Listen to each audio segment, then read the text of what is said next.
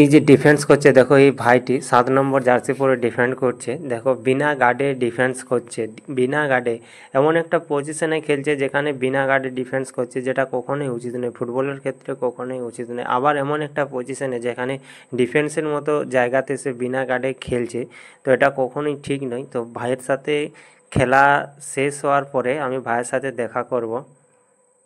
তো আমি এখন চলে এসেছি ভাইয়ের কাছকে।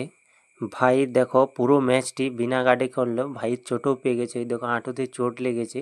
তো ফুটবলে কখনোই উইদাউট সেফটিতে ম্যাচ খেলা উচিত নয়। সব ফুটবলের যে সব কিটগুলো আছে খেলার সময়, সেই কিটগুলো পরে খেলাই উচিত।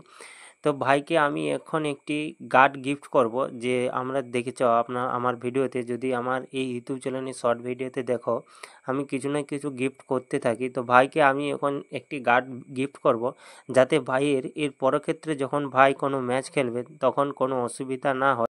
তো এই ছোট গিফটটি ভাইয়ের জন্য। যদি ভালো লাগে অবশ্যই ভিডিওটি লাইক করুন, বন্ধুদের সাথে শেয়ার করুন।